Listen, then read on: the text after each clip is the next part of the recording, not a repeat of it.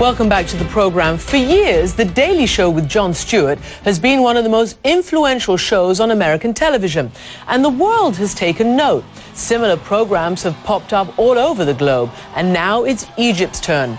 Bاسم Yusuf, a trained heart surgeon, started the satirical show from his flat and posted his work on YouTube. It got so popular that a major Egyptian channel picked it up. His show is called Al-Barnamij, or The Program.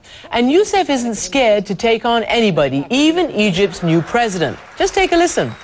الإعلان ده هو خلى معاه كل السلطات. الرئيس دلوقتي معاه السلطة التشريعية والتنفيذية ومنفض للقضائية. هي دي قرارات الصح. تعويضة الوش ما فيهاش معلش.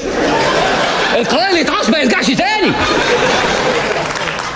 عشان كده ما عادش اسمه الرئيس مرسي، اسمه سوبر مرسي.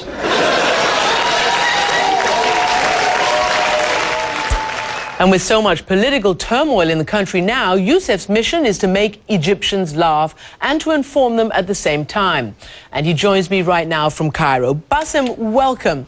So tell me something. It is not usual to take on the president. How has that gone down? Are you okay? Are you immune? Is Super Morsi amused or mad? I hope he's fine. I hope that he doesn't think that we are the kryptonite for the kryptonite for Superman. But I think the president and everybody else is accepting it quite well. And I think this is actually the best time to have a political satire program in Egypt. Basically, we are the drama queen of the world with everything happening. We're kind of the international soap opera.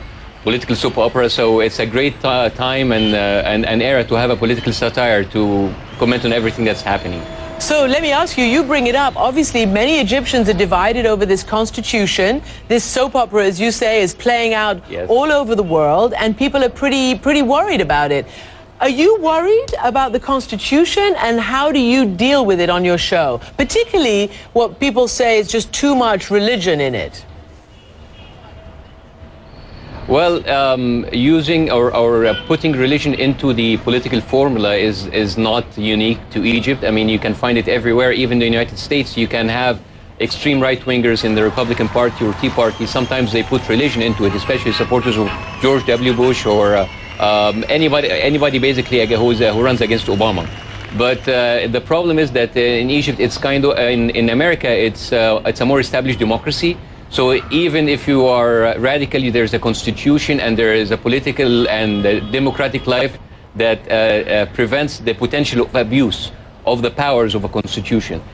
This is what I'm worried about the constitution. The constitution in itself, article by article, is not the biggest disaster, but there are many articles with an area of a potential of abuse, which in the wrong hands, they can actually take the country in a little bit of an unstable political discourse. So, Bاسم, I mean, as you know, formally there's a separation between church and state in the United States, although there is religion all across the political board. Yes. But in Egypt, this idea of blasphemy, this idea of speaking against Islam, that's already becoming an issue. There are people who are saying that, you know, they're being accused of being anti-Islamic for any number of reasons. Is that going to have a chilling effect on a show like yours, much less, you know, the rest of the country? Already we've been faced by accusations that we are against Islam, we are against Sharia. Over and over again, we present ourselves as the voice of reason. We have our differences with people on a political agenda, on political grounds. I'm myself, I'm proud to be an Egyptian and a Muslim, but my religion tells me that you should not segregate against a certain group of people because of Islam or use Islam to have political gains. That's the way I interpret my religion.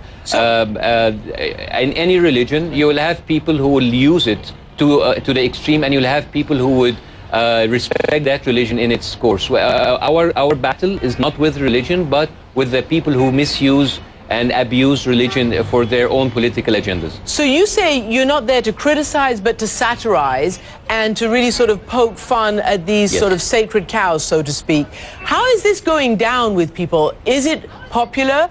I mean, I understand your mum's a little bit concerned. My mom is always concerned every time I go on TV. She's afraid that I'm going to be quote unquote put in prison. But you know, that's what mom do. She's afraid every time I go into the car or go out of the room or go out of my house. But I satirize. I mean, the way it goes down with people, many people are actually accepting it, and actually it's empowering a lot of people that they think that this program, they speak on their behalf. On the other side, there are a lot of people that naturally do not accept that they will be satirized, or be put in check for what they say and what they do. And of course, you will use any way possible to defend yourself, including calling the other person who criticized or satirized you that you're against religion. Right. Well, let's ask you about Jon Stewart, because obviously he had a big influence on you. I know he's your sort of comedic hero, and you appeared on his show here in the United States. How did you come across Jon Stewart, and what do you think about him?